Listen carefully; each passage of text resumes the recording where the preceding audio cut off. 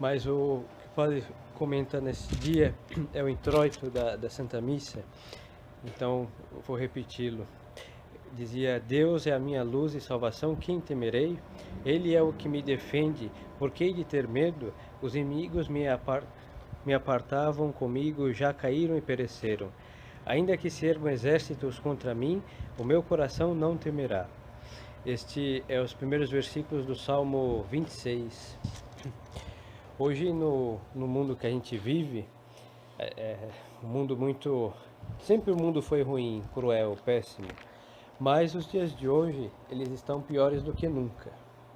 E esses inimigos, às vezes que nós olhamos na Sagrada Escritura, no contexto, eram os inimigos de Israel, não? Então, invasões persas, Babilônia e mil outros adversários, humanamente falando.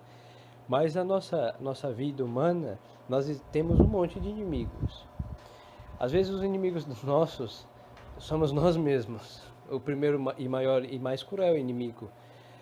Porque o inimigo é aquele que é adversário, que busca a ruína daquele que um dia foi amigo ou nunca foi para nunca sê-lo. Muitas vezes nós buscamos a, a felicidade, buscamos um ideal, mas quando este ideal, esta coisa boa que nós buscamos, ela está contra Deus, e nós queremos porque queremos, nós viramos inimigos de Deus. Às vezes vai contra nós, ou nossos princípios, ou vai contra o nosso próprio bem pessoal, familiar, mas quando nós queremos por querer, nós viramos inimigos nossos ou dos nossos parentes também. Hoje, esta parte de adversários, não inimigos, está muito calada, porque a gente fala, colocaram assim inveja, a superstição colocou mal olhado, não é? Esses termos que camuflam uma coisa muito maior do que isso.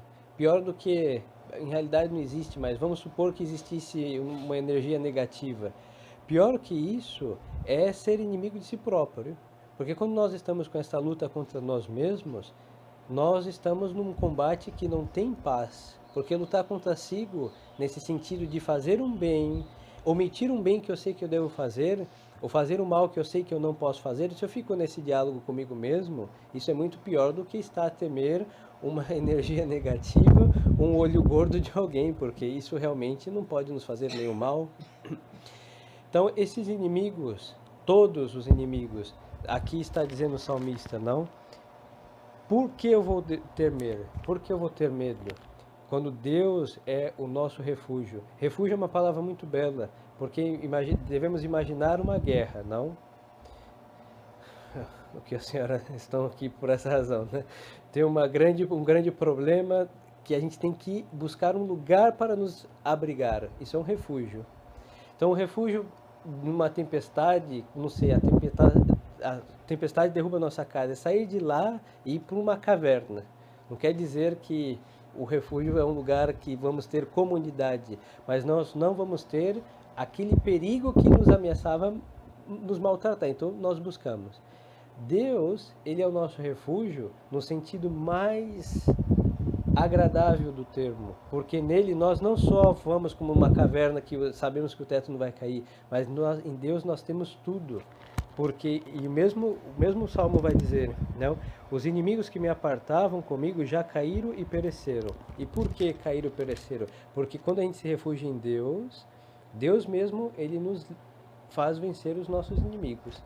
Quando a gente se refugia em Deus, Nosso Senhor, Ele mesmo dá a nossas mãos, Ele diz em outro salmo, o Deus que adestra minhas mãos para o combate, mas se adestrar nossas mãos para o combate, é o mesmo Deus que luta por nós. Então tudo isso muda. Então quando nós nos refugiamos em Deus nas nossas dúvidas, nós não andamos e não podemos trabalhar e viver em dúvidas. Então a nossa resposta virá de onde? De Deus, ver o que Deus, Nosso Senhor, quer que seja feito.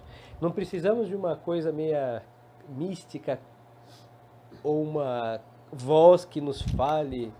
Deus, Nosso Senhor, fala as consciências retas. Não? Muitas vezes estamos com dúvida, pedir um conselho para uma outra pessoa que esteja por fora deste problema, rezar que é pedir conselho a Deus, e nós vemos que há uma luz de Deus, uma ação de Nosso Senhor que dissipa aquelas trevas da confusão que nós estávamos. Isso é muito impressionante, porque Deus realmente age na vida daqueles que se refugiam nele. Quando nós buscamos refúgio em Deus, porque Ele é o nosso refúgio, nós temos de Deus, nosso Senhor, a graça de sair das tribulações, de vencer os nossos inimigos e de vencer-nos. Porque dizia, e o pior de todos os inimigos somos nós mesmos, quando nós entramos nesta guerra conosco. Então vamos sempre ter presente esta verdade de nossa fé. Deus é o nosso refúgio. E no outro salmo vai dizer que Deus é a nossa fortaleza. Fortaleza já é um lugar em que resiste ao combate. Não? Se nós vamos a qualquer lugar que estava, no tempo da colônia dos portugueses, Rio de Janeiro, ou aqui no Nordeste principalmente, por isso a cidade de Fortaleza tem esse nome, no mar, eles colocavam uma grande muralha e canhões. Então, quando vinha um barco, normalmente inimigo, esses canhões estavam prontos para disparar, para defender. Então, uma fortaleza é uma muralha que está para, ao avistar o inimigo, esse inimigo ser vencido. É um refúgio bélico, mais combativo. Então, Deus é o nosso refúgio de paz nas nossas tribulações, mas Deus também é um refúgio bélico. Ele é a nossa fortaleza. Então, quando nós temos coisas a vencer, as nossas dificuldades pessoais, temos que vencer assim o pecado, que é o pior inimigo que nós temos na nossa vida, e também vencer às vezes inimigos que são pensamentos adversos. Não o caso de um pai, de uma mãe que tem que estabelecer uma ordem em casa, e temos que lutar contra outros que são os próprios às vezes de casa, de lutar contra a ignorância, na instrução, lutar contra o mau espírito, que nós todos temos os nossos temperamentos que são complicados, e caráter que é pior. Então, lutar para discipliná-los, e Deus vai ser este também baluarte, e vai ser esta fortaleza bélica, porque é Deus que em nossas vidas vai combatendo, podando, nos disciplinando, como todo pai faz com seus filhos. Então, Deus Nosso Senhor vem a ser tudo para todos. Em realidade, é a nossa paz, é o nosso refúgio. Nele nós temos um combate sempre vitorioso. E aqui está o segredo desta vida, neste mundo, para que ela não seja depressiva. Quando as pessoas viviam de Deus e para Deus, por Deus, realmente não existiam psicólogos. Eu não estou desprezando a profissão, porque ela é muito importante nos dias atuais, importantíssima. Mas as pessoas antes tinham com Deus uma familiaridade saudável, com Deus, com a fé católica, uma vida tão de oração e forte, em que não dava lugar a estas enfermidades psicológicas generalizadas como hoje não existiam. Eram casos particulares, uns que nasciam com algum problema, ou por uma tribulação particular, fulano ou outro estava com uma depressão por aí, mas hoje o mundo que nós vivemos é depressivo. E a vida que nós levamos para não estar nisso também é depressiva. E hoje, realmente, essas enfermidades psicológicas são assustadoras. Por quê? Porque tiraram o nosso refúgio em Deus, a nossa força já não é mais Deus, nossa esperança já não é mais Deus. Quem é? Somos nós. E nós caímos. E quando nós caímos, nós nos quebramos. E quando nós olhamos cacos, não dá para esperar em pedaços de nada. Não dá, porque uma coisa destruída, ela precisa de ajuda. Então nós não podemos ser nem nossa força, nem nosso auxílio, nem nossa fortaleza, e nem nossa paz, e nem nossa esperança. Nós não podemos ser nada para nós. Nada, nada, nada. E tudo que nós necessitamos está em Deus. Não pode estar em outra pessoa, porque as pessoas traem. Judas existem por toda parte. Não pode estar na nossa saúde, porque nossa saúde nós vamos perder um dia, inevitavelmente. Não pode estar na beleza, mesmo que lutam por ela, porque também se perde com o tempo. Não pode estar na juventude, que isso passa velozmente. Então tem que estar em algo que tem tudo isso, porque Deus também é a alegria da nossa juventude, como diz o salmista, e Deus tem tudo isso, não perde nada, e nele nós podemos nos enriquecer e nunca se esgota as riquezas de Deus. Por isso Deus é nosso tudo, e nós devemos viver assim, tendo em Deus nosso refúgio, fortaleza, paz e salvação. Então peçamos essa graça a Nossa Senhora. Nossa Senhora sempre, como mãe de Jesus, que é nosso Deus, ela viveu desde o primeiro instante da sua vida até a eternidade presente, tendo Deus como seu tudo. Por isso, na mesma paixão de seu Filho, Nossa Senhora não tem nada mais do que esperança em Deus. Porque aquele que espera em Deus nunca fica confundido, porque Deus nunca decepciona quem espera nele, nunca.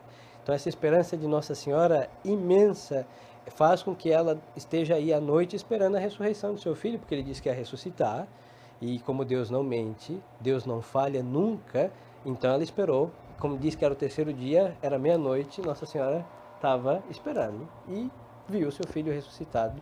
Então ela sempre vai ser a mãe daqueles que esperam em Deus, porque ela foi a que melhor esperou de modo inquebrantável, então é nós como sendo nossa mãe e dessa esperança de Nossa Senhora. Por isso ela é bem chamada de Nossa Senhora da Santa Esperança. Então que ela interceda por nós e nos conceda essa graça de viver de Deus.